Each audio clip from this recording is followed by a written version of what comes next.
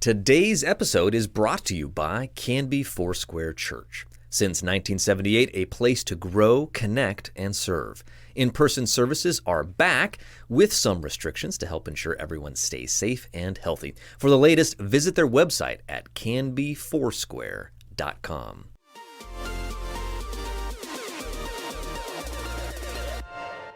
Welcome to Now Hear This Canby, your source for news. The threat of a possible teacher strike was avoided this week. There's a new, irresistibly cute creature winning over fans, and its name is Scootaloo. Sports. It's like Lucy in the football. You want to kick a field goal, if they take it away from you. We had to learn how to win. Goal can't be in the last second of the game! And interesting conversations. Because I'm one of the strongest girls ever, and I know that for a fact. I just really enjoy writing gossip as if I was a bear. With an old maid daughter that make the best moonshine in the coast. And if it would have hit me in the face, I think I would have died. I really do. I guarantee you would have died, man. Are you kidding me?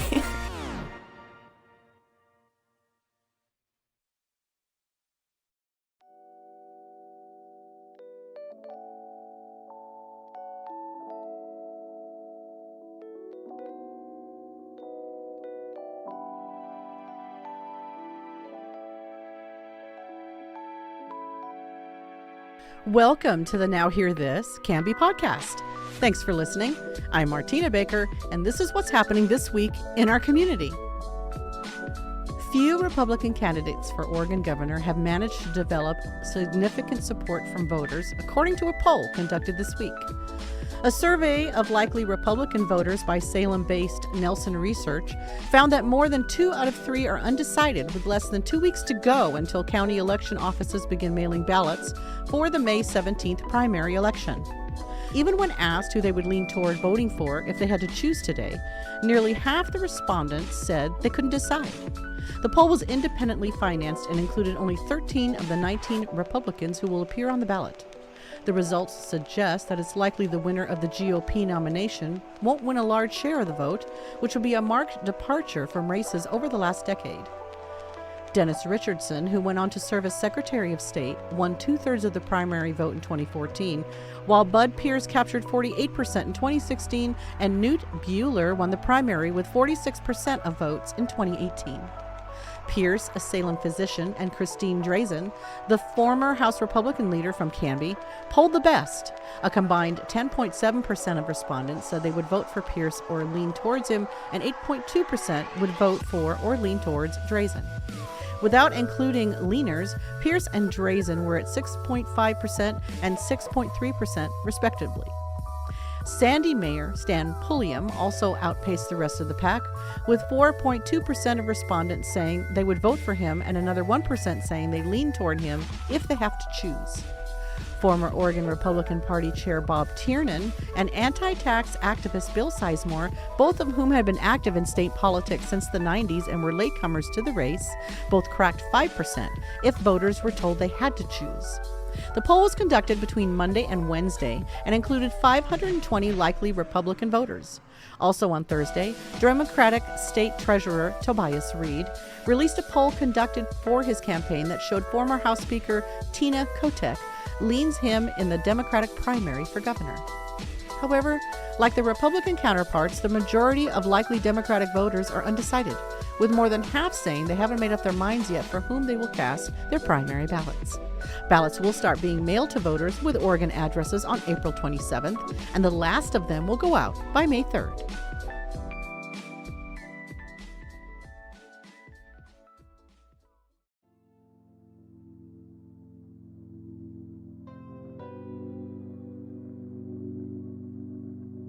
For those who were stressed out on Monday due to the tax filing deadline, the local Kona ice truck was in town, offering a free way to chill out.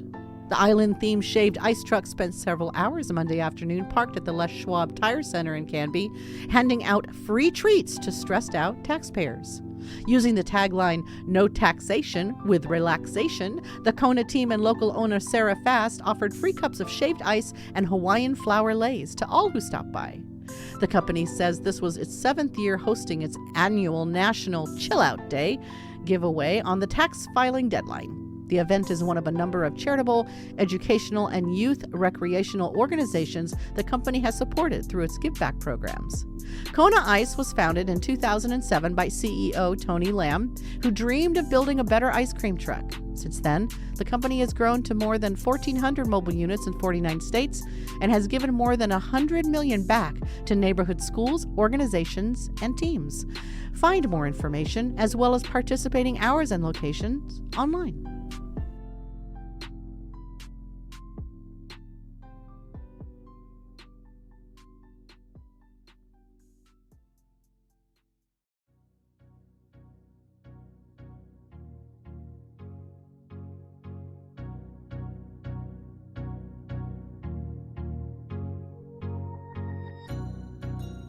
President Joe Biden will visit Portland Thursday to promote a $1.2 trillion infrastructure law signed last year, the White House confirmed on Friday. The federal law will bring more than $5 billion to Oregon over the next 5 years. State agencies have already decided how to spend some of the funds, including a recent decision by the Oregon Transportation Commission to spend $400 million on curb ramps, highway maintenance, and safe walking routes. The White House provided few details of Biden's visit. The Oregonian first reported it, and an advisory shared by the Biden administration indicates very few reporters or photographers will be allowed to attend. He'll visit Seattle the following day to discuss efforts to grow the country's clean energy economy and reduce costs for American families. The visits come as inflation soars, especially among gasoline and grocery prices, and Biden's approval rating continues to decrease. Biden last visited Oregon in November of 2019 for a private fundraiser for his presidential campaign. He has visited the Pacific Northwest only once as president, stopping in Boise last September to tour the National Interagency Fire Center.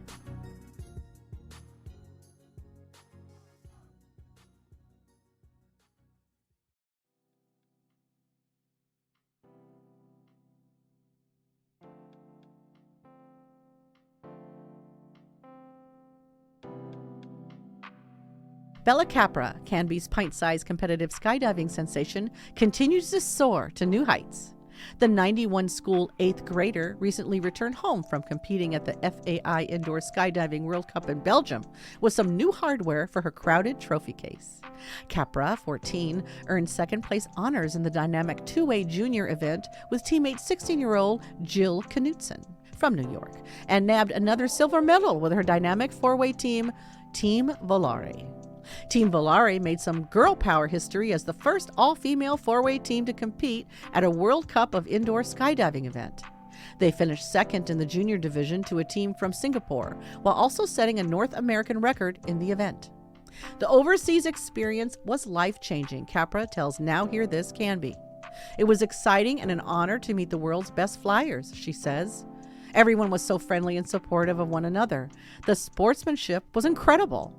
Despite her years of experience and countless hours of training at the iFly Indoor Skydiving Center in Portland and with her teammates across the country, Capra unsurprisingly felt some internal butterflies fluttering about before stepping into the wind tunnel. During the competition, I felt excited and nervous, but had to stay calm in order to focus on what I was doing, she says. The honor of representing Team USA in an international event and bringing home 2 silver medals was an indescribable feeling. Next year, we will go for the gold, Capra promises with a grin. Capra, Knutson, and the rest of Team Volare qualified for the World Cup event in November after finishing second at the U.S. Nationals in El Paso. Since the Nationals do not yet have a junior division, Volare competed at the adult level, beating some adult male teams in the process. Team Volare is coached by Mike Wittenberg, a world-renowned professional skydiver from Naperville, Illinois. Capra has been involved with competitive indoor skydiving for 5 years, having fallen in love with the sport after receiving a first-time flight as a gift from her dad for her 9th birthday.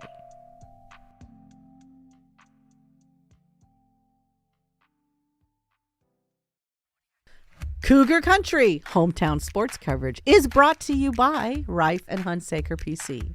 When you need an attorney, turn to the firm that Canby has trusted for over 50 years. Call them today at 503-266-3456.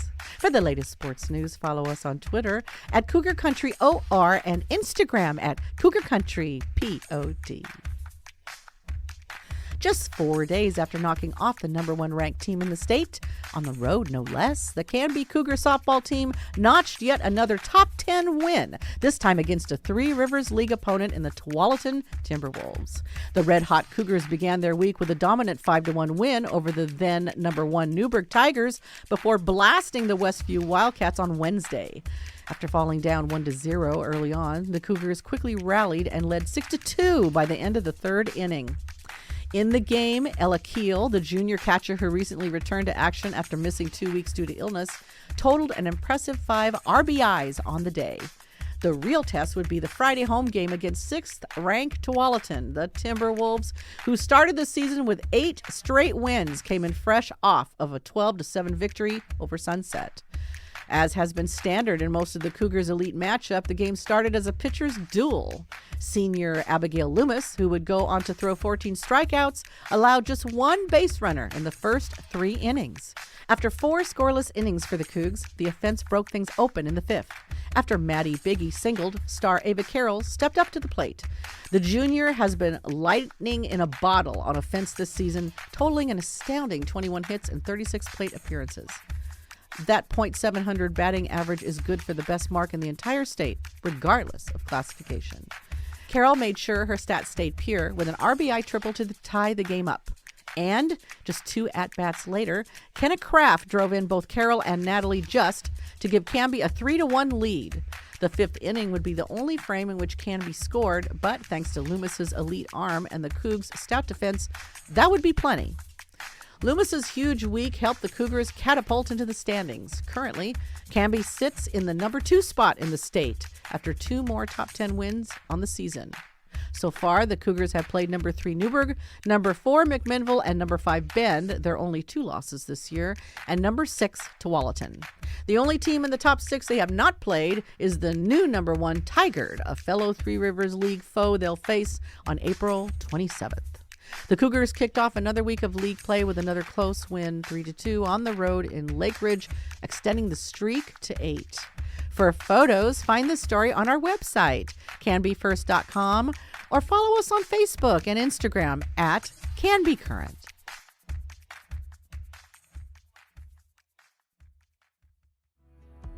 Hey, Tyler. Read any good books lately? Yeah, actually, I'm reading a really good one right now. Awesome. What's it about? It's kind of complicated, but there's like these 2 kids with an absent parent, and then this mysterious stranger shows up with his sinister accomplices, and they just start wreaking havoc in their lives. I think it's like a Faustian metaphor. Wow, that sounds really dense. It is. Interesting, though. Who wrote it? You know, I think it's like a doctor. Starts with like an S or something. Sos. Tyler, are you reading The Cat in the Hat? Yeah. I mean, I'm trying to. It's taken me like 2 months to get this far. Okay. Well, hey, whatever your interest or reading level, open the world of all things books at the Book Nook in downtown Canby. Yeah, guys, this local, independently owned and operated store is your one-stop shop for the latest releases and great deals on a huge variety of previously owned books, as well as games, art, and writing supplies and gifts. They also do book clubs and game nights if you're looking for some fun, healthy activities right here in Canby. And hey, you know, for you, Tyler, they have a really expansive selection of children's books. Oh, cool. Anyway, check them out on Facebook and Instagram, online at booknookcanby.com, or stop by 294 Northwest 2nd Avenue and let their friendly staff introduce you to your new favorite read. Hey, Frankie, why do you think I'd be interested in children's books? We'll talk about it later. Oh, okay.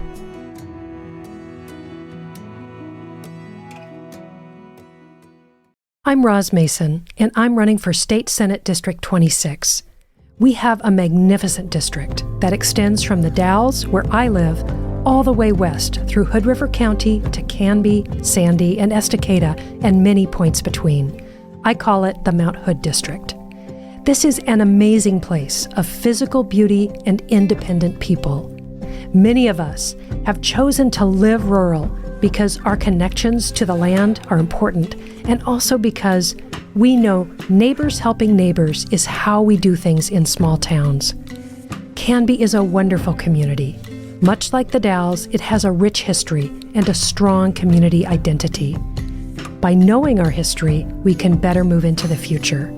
Please learn about my campaign at masonfororegon.com because I'm serious about representing you, all of you, as your senator. Paid for by Mason for Oregon, 21968.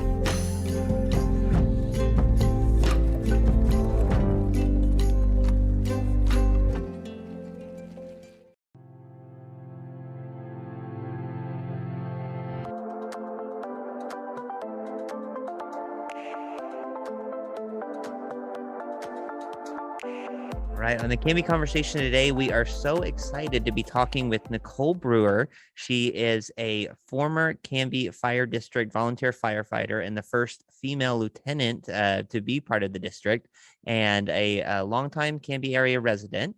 And she was recently named the International Fire Investigator of the Year. Hi, Nicole. How are you? Hi, I'm doing great. Thank you. Congratulations. Yes, thank you so much. It's a huge honor. Yeah, so tell us about it. Well, it really came pretty unexpected.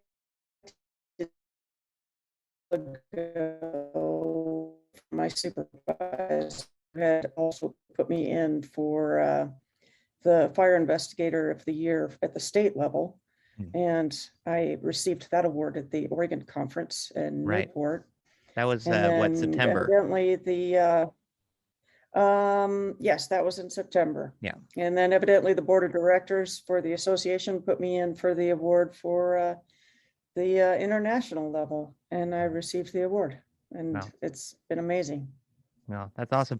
And what kind of goes into that? What does that entail? What do they look for? Is it cracking a tough case, or what kind of sets people apart in terms of considering them for this level of an award? Well, I think it's just the way they look at it is just finding somebody that really exemplifies what they would like to see. 1 second here. Sure. In a fire investigator, and part of that is just success in your cases, and part of that is having the right motivations in doing your job. And I think that I've kind of stood out as far as academics. I got a bachelor's degree from Eastern Kentucky University some time ago, and that was in fire, arson, and explosion investigation. Mm-hmm. And I recently finished a master's degree in forensic sciences, and that was with an arson and explosive specialty. And I've just recently started working on a PhD in the same. Wow. And I've been involved in working on textbooks for fire investigation. I'm just now finishing up a third textbook in fire investigation with a group from the International Fire Service Training Association. Wow. And I think I've just done my best to reach out beyond the agencies that I've worked with to try to get involved at the national and international levels, and it all came together for something much bigger than I ever expected. Mm-hmm. Very cool. Well, I want to hear much more about your career and how you got into it. But first, I do just want to hear a little bit more about the experience of receiving the award. You're out there on the East Coast now, still, right? And you said it was unexpected. Yeah, actually, it was definitely unexpected when I first heard about it. Of course, they had to convince me to cancel a trip to Cancun to come over here to receive the award. So, wow. I kind of knew it was coming once I was over here. But when I heard about it, it was just unreal to me to think that I'd be recognized by a group of this caliber. It's just far and above what I would have ever expected my career to, what I would have expected to achieve in my career. Yeah. Yeah. So how did you originally get into this line of work? You started, as you said, as a volunteer, at least in the fire service, you started as a volunteer with Canby. I did start as a volunteer in Canby, and actually the very first course that I ever took in college was a fire investigations course. And funny enough, the main reason I was taking that course was because I was registering a little bit late at the community college, and that had happened openings to be the only police-related course left. Yeah. So it was it just happened to be fire investigation, and I was sold from that moment on. It was so interesting to me. And when I was volunteering with Canby Fire, I got involved with the Clackamas County Fire Investigation Team and participated in that as much as I could while I was there. But I think that just being involved in attending conferences and kind of rubbing shoulders with the people in the industry, I've just made my way up. And when I was in Portland, even when I started out in Portland, I think everybody in my training group knew that fire investigations was where I wanted to end up. And after working 10 years on the line in Portland, I promoted to inspections for a very short time and then promoted into investigations. Very cool. Nicole, can you tell us more about what goes into the work of being a fire investigator? Obviously, I imagine you're at least a portion of the work, or maybe the significant portion of the work, is doing arson investigations, trying to find out, kind of what started the fire, how things started. But what goes into your work, and how do you kind of go about doing it? I'm sure it's something that a lot of us just have. I'd be like, does it smell like gas? Yes or no? Okay, that's all I've got. Yeah, well, there's a lot that goes into it. As far as how a person might get into the field,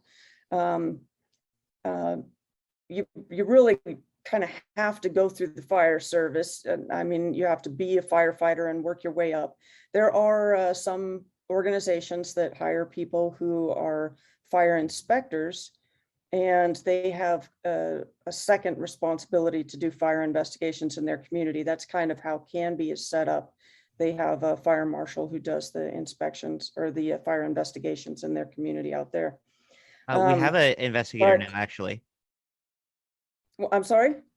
Just recently, we have a full-time investigator now, but yeah, previously. Oh, that's great. Yeah. Yeah. If they have a full-time, 100% investigator, that's outstanding. And that's it's very new. I think it's just the past couple months. Yeah, I'd be interested in learning more about that. That's good to hear. But in Portland, you work the line. You have to be eligible to promote to lieutenant or to inspector. And I did that. And then they send you, because we're dual certified in Portland, they send you to the police academy. And basically you become a sworn police officer. And so when I'm on duty in Portland, I wear a police patch on one side and a Portland fire patch on the other side. Interesting. And of my jacket. Yeah. And and so we do fire, the origin and cause investigation. That's basically the fire investigation itself, determining what actually caused the fire. And then we follow that up with an arson investigation if we determine that the fire was intentionally set. Okay. So part of the way that we do that is we interpret fire patterns, we do interviews, we look at the overall circumstances at the scene, and once we can narrow in where the fire started, then we can start digging around in that area and look for sources of ignition. Yeah. And then we analyze those sources of ignition until we find what is the most probable cause of that fire, and then we take it from there. Sometimes the insurance companies take it from that point on, and sometimes it goes to the police side of things, and we end up doing an arson investigation. Yeah.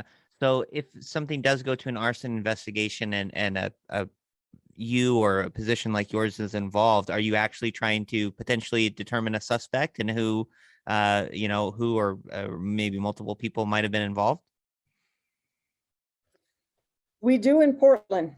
In Okay. Portland, yes, because we are dual certified, it makes it possible for us to go directly from the origin and cause investigation or the fire investigation to the arson investigation. So we can start immediately conducting other interviews or possibly interrogations of possible suspects. We can go out and obtain videos. We can make arrests if need be. In Portland, the way we have things set up is we have our origin and cause investigators that primarily do the initial scene investigation. And then we have a group who also works in our unit that does a lot of the follow-up. And they can do a little bit more of the day shift work because we work 24-hour shifts on duty. Sure. Yeah. I guess it's got to be very difficult work, right? A lot of times when you're doing an arson investigation, I'm just imagining like detective work and trying to solve a crime is difficult enough anyway. And if you were to go to a detective and be like, oh, and by the way, all the evidence was destroyed in a fire, it would just make it that much harder, that can right? definitely complicate things. Yeah. Yes. Well, I like to say in some of my lectures that we're dealing with a crime scene that's basically been, first of all, burned, second, soaked with water, and then third, Right. stomped on by about a dozen pairs of size 12 boots. Yeah. So it really kind of complicates things, but we definitely have a challenging job as far as criminal investigation goes. Yeah. But we are able to extract evidence out of the things that we find. I mean, one source of evidence that may seem really interesting to some is with Molotov cocktails, for instance. Even though the Molotov cocktail breaks, oftentimes the neck of the bottle is preserved with the cloth material still intact. And because of the twisting action of putting that into the bottle, a lot of times we're able to extract DNA off of that area of the bottle because it's actually left unburned in most cases. Yeah. So we are able to find forensic evidence on scenes. We're able to find DNA and blood spatter even. It's pretty amazing what we're actually able to do with the assistance of the specialists over at the forensics lab and in our forensic evidence division in Portland.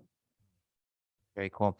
Not my favorite thing, but I have had some opportunities sometimes where I've covered a story of a family or maybe a business that's been burned in a fire.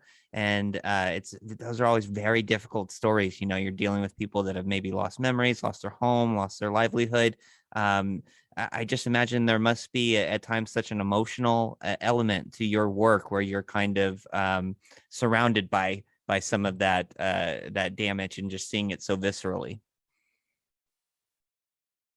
Absolutely. That is a challenging aspect of our job, but fortunately in fire investigation, one of the things that the profession is starting to research now is the behavioral health aspect of fire investigation in particular. And they're starting to pay attention to some of the impacts that our job has on us emotionally and related to traumatic experiences.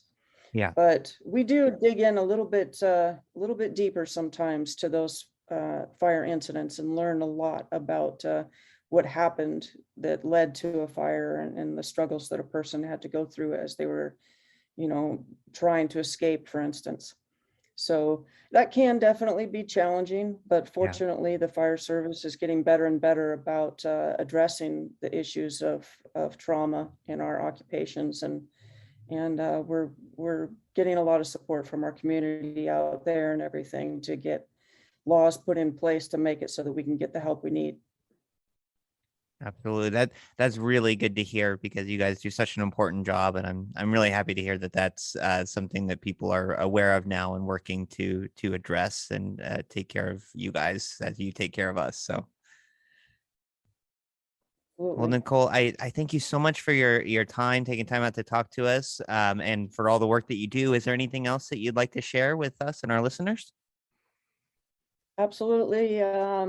It's been a pleasure being on, and I guess just telling people to be safe out there and close the door. It makes a huge difference. If you have a fire, close the door. When you're in a fire, close the door? Well, when you walk close the door on fire is what I'm Okay. trying to say. Gotcha. If you have Okay. a fire in a room, close the door on the fire. Oftentimes it'll suffocate itself out, but that's Wow. That's a great close the tip. door on fire. Okay. Probably one of the most impactful things I can tell people to do as far as stopping fire movement, destruction of property, and the loss of lives. That's a great tip. And that's one of those things. A lot of it is kind of, being smart. A lot of it just happens from people either being absent-minded or making a mistake or whatever. But that's one of those things that may not necessarily be second nature or, something that folks would do by without thinking about it. So. Yeah, absolutely. We do a good job of getting the other messages out there about having smoke detectors and everything, but I think closing the door is one of those messages that doesn't get out there enough, and we could stop a lot of injuries, deaths, and property damage if people knew to do that. Yeah, great. Well, we'll help spread the word. All right. Well, thanks so much. Closed door policy. All right. Thanks so much, Nicole. It's been great talking to you. And again, congratulations.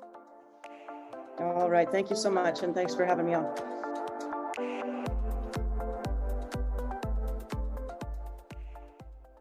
Frankie! How many times do I have to ask you for those audio files? I need them for the next episode. I know. Man, I told you I'm trying to upload them now, but it's taking forever. That's super weird. I thought your new internet provider was like super fast speeds. Well, I thought so too. I mean, sometimes it goes really fast, but then I get heavy lag and glitches when I'm trying to make FaceTime calls or play games. It has cost me quite a few missions on Call of Duty Warzone, I can tell you. Even the videos on my doorbell cam come in jittery sometimes. Well, Frankie, other than being very bad at video games, it sounds like it's trouble with your upload speeds. Most internet providers only talk about their download speeds, since those are usually way faster. Okay, hang on a second. You telling me there are two types of internet speeds? Yup. And upload speed is just as important as download. Think about how much stuff we send up to the internet, like the video of you that your friends see on the FaceTime call, or the response to your commands when you're playing action video games. You're right. It sounds like I have slow upload speeds. Wish I would have known that when I signed up for internet. Unfortunately, a lot of providers only tout their download speeds when talking about their services. That's what sets DirectLink apart. Not only do they openly advertise them, but their upload speeds are up to 10 times faster than other providers in the area. They know how important it is to have clear video when on that Zoom interview you have for your dream job, or when you're trying to catch those porch pirates that are stealing all of your Amazon packages and the Christmas things that you got for your... You know what? It's not a big deal. Give DirectLink a call to get started at 503-266-8111 or visit directlink.coop/internet. I got a grudge against those I'm still waiting for my teddy bear to show up. Hey, I'm AJ. I'm your local Oddmos franchise owner. I'm Mike, co-founder of Oddmos. And we're the hosts of The Odd Pod, a podcast about life in the pizza industry. We're going to have on some franchisees. We're going to have some different vendors on. We're going to get a snapshot of what goes on behind the scenes in the pizza world. Don't forget to tell them about the sports. There's sports. And the crazy wacky pizza that we have every Wednesday that we create. And we also have a special guest every week as well. And I'm Gage, Odd Pod's senior sports analyst.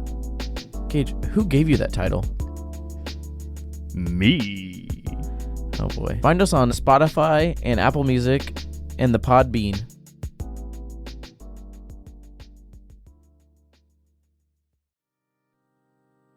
Are you a healthcare hero? Do you want to become one?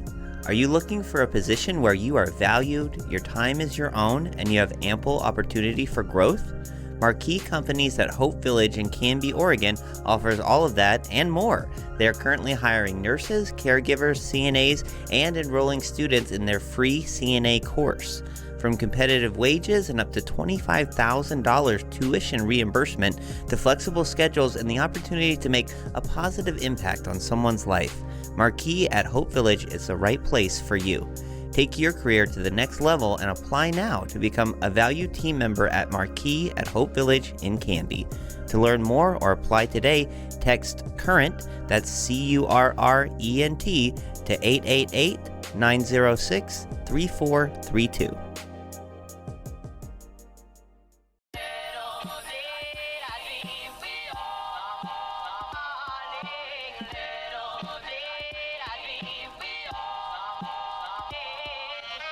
Canby Then is brought to you by Retro Revival. They are not your average antique shop. Open daily. Find them on the corner of Northwest 3rd and Grant in downtown Canby, or connect with them on Facebook or through email at retrorevivaloc@gmail.com.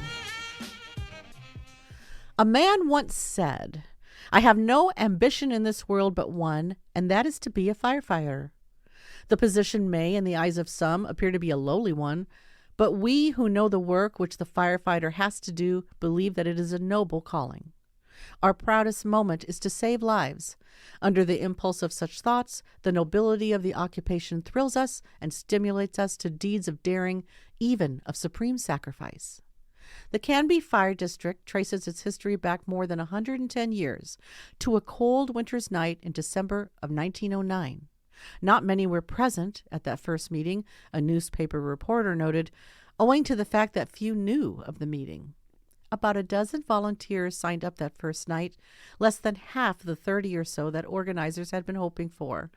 But it was a start, and boy, was it needed. 2 major fires occurred in the area the following year, one at the home of Canby resident W.M. Cantwell and one at Berkey's Mill in Maxburg. Both structures burned to the ground. In 1912, a disastrous and deadly blaze broke out at the Canby City Hotel. The hotel was full that night, as a theatrical troupe was in town, and most of them had opted to stay at the fine City Hotel. The fire started in the kitchen in the early morning hours of April 13th and was discovered by a hotel employee, Henry Mosley, who was awakened by dense smoke pouring into his room. He investigated, which was a bad idea, and resulted in him receiving severe burns around his face and neck. Nevertheless, Mosley heroically sprinted through the halls, rousing the more than 20 other employees and guests and warning them of the danger. His brave actions, no doubt, saved a lot of lives that night. Another hero was a woman, probably a member of the visiting theater company, who had been asleep on the second floor. She escaped by climbing through a window and shimmying down a column on the front porch. She then roused one of the boarders on the first floor by pounding on his window. He had a narrow escape, as his room adjoined the room where the fire broke out. The 12-year-old daughter of Mrs. Bradburn, the owner and proprietress of the hotel, survived a more horrific ordeal than most, as she tried to make her way out of the burning building through clouds of thick, clogging smoke. She tripped and fell down the stairs. Behind her, others were trying to escape, not knowing she had fallen and, unable to see her, proceeded to trample her. She is now suffering from severe bruises and also because of the smoke she inhaled, the Oregonian reported. But the saddest part of the story was the death of Erastus Rosenkrantz, a 92-year-old man of failing health who was lodging on the second floor. He was seen throwing clothes out the window and then disappearing back into his room. It was thought that he had intended to jump, but hesitated too long and was overcome by smoke. He was never seen again. Rosenkrantz was an early pioneer born in Michigan who had moved to the area in 1849. He was a rancher and was known as a breeder of fine horses. He was survived by 8 children, 19 grandchildren, and 10 great-grandchildren. In March of 1936, a scandal engulfed the fire department when longtime fire chief Fred Larson was called to chambers by city councilman Peter Hornig to answer complaints that he was in the habit of being intoxicated from time to time. Asked to speak for himself, Larson said he had never been drunk at any time when driving the hose truck or any other time in recent years, the Canby Herald reported. He said he would not promise not to take a drink of liquor if he felt so disposed. In response, Councilman August Rothenberg, who was also the Canby chief of police, claimed he had positive proof that Larson was drunk the previous Sunday and not fit to drive the hose truck if an alarm had been raised. Larson informed the council they were welcome to accept his resignation at any time, even that night, if they wished, but they declined, and he was put on probation. The birther movement is way older than you thought, but he would last only another 3 weeks. That's when Councilman Hornig again raised questions about Larson, this time that he was not fit by virtue of not being a U.S. citizen.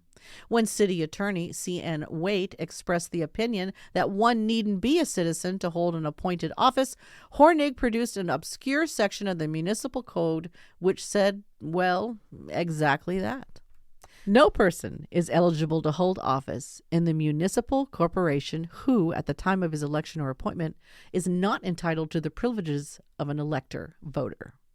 Conceding that the city charter is the foundation of all municipal government, Larson resigned. The Herald reported that Hornig's smear campaign was part of an ongoing political feud rooted in the previous city caucus in which he had failed to receive the nomination to seek another term. He had gotten himself on the ballot anyway, but lost in the subsequent election. Ousting Larson had been one of his final acts on the council. Things worked out for him, though. He went on, I believe, to have a very successful political career in Washington, D.C. Larson was replaced by Harry Porter, who coincidentally was also an immigrant from Britain and a wizard, and had a very peculiar lightning-shaped scar on his forehead. For our final story in this episode, we jump to 1954. On October 11th of that year, 3 pumpers, a water tank truck, and a salvage car from the Canby Fire Department rushed to the scene of an urgent alarm from the Meek Poultry Farm on Knightsbridge Road. They arrived to find a boy, wet, muddy, and with no pants on. So what happened was this boy, 11-year-old Ronnie Meek, had returned from a Boy Scout patrol to find nobody home. He set about doing his chores, one of which was to burn the household garbage. He did so in the rubbish pile out back. Unbeknownst to Ronnie, someone had dumped some gasoline in the trash, which isn't a terribly smart thing to do in a household that burns its garbage. The gas leaked onto Ronnie's pants, and when the garbage went up in flames, so did they. Remembering his Boy Scout safety lessons, Ronnie promptly stopped, dropped, and rolled into a mud puddle that was conveniently nearby. He stripped off his pants and saw that he had suffered a slight burn on one leg, but was otherwise all right. Until, that is, 5 fire trucks showed up in front of him. His grandmother, seeing the black smoke from the gasoline fire, had feared the worst and sent in the alarm. When the firemen arrived, there was nothing for them to do, the Herald reported, and Ronnie quickly found himself another pair of trousers.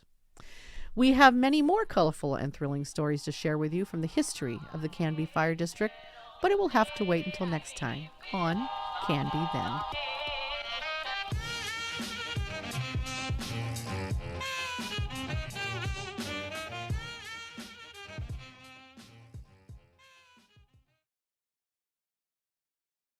And now, a message from Donna Ellison of Ellison Team Homes. Hi, everyone. I wanted to take this moment to invite you personally to come and hang out with us for our end of season client event. It's a thank you to all the wonderful people we've done business with, as well as a welcome to a lot of our community. I'm doing this in partnership with Vanessa Zimmerman team at Academy Mortgage. It's just kind of our way of saying thank you. We've really enjoyed getting to know you, doing business with you, etc. We'll be outside. We're sensitive to the fact that we're in COVID, still dealing with that. So it will be spread out. People will have room to breathe and sit and walk and talk. Reckless Company, if you've never heard them before, they're awesome. They're going to be playing. We'll have TMK here. I can't wait to try the corn dog. I've been waiting like 2 years to try this corn dog. So it looks amazing, and I've heard it's amazing, and I think there's quite a following. Also, they'll have all kinds of other food. We'll have beer and cider. Everything's hosted, of course, as a thank you. Again, it's for our clients. It's for our community. We really, really want to come and celebrate. We'll have swag for you, all kinds of fun things for the kids. We hope to see you on 9/16 from 4 to 8 in the afternoon. Tyler, did you know that the Australian lyrebird can mimic any sound that it hears, even chainsaws? No, that's super interesting. Did you know that a baby puffin is called a puffling? Or that baby sea otters can't swim, so their moms wrap them up in pieces of kelp until they learn how to paddle? Wait. Do you know any trivia that isn't like animal related? Not really, but here's some stuff you may not know about the Wild Hare Saloon, where Canby goes to eat and have fun. Okay. The Wild Hare is one of Canby's longest running locally owned restaurants. Owners Joan and Darren Moden have been in business for 16 years. That's cool. Yeah, heck, you were just a baby back then. Wait, what? And they love to give back. They've been members of the Canby Chamber for that long, and they donate over $20,000 to local sports, FFA programs, and civic organizations each year. Wow, I'm legitimately caught off. That's cool. Yeah, they also support more than 30 jobs in the community through their award-winning staff, some of them as young as 18. Hey, that's older than you are. Dude, I'm 10 months younger than you. With the days getting longer and the weather getting warmer, the Canby Wild Hare's expansive outdoor patio is the place to be. Furry friends, welcome. Well, that sounds great. I'm going to go check them out just off of Highway 99E next to the Space Age in Canby at 1656 Beaver Creek Road in Oregon City, or on their website at thewildharesaloon.net. Now Hear This Canby is produced by me, Tyler Clausen. Our content director and star reporter is Tyler Frankie. And of course, our show is edited by Cameron Clausen. We also feature the vocal talents of Joyce Struby and James Walden, so a round of applause to them.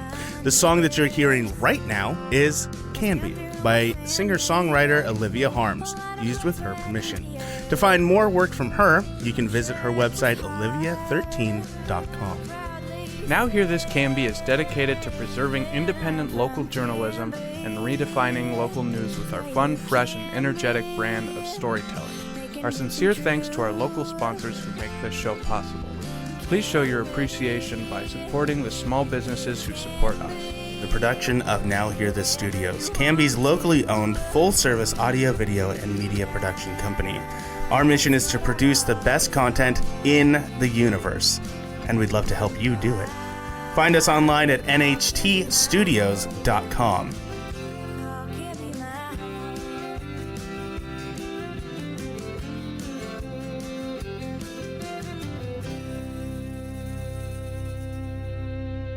I will take a motion to adjourn. I just moved it. I didn't even ask for it, though.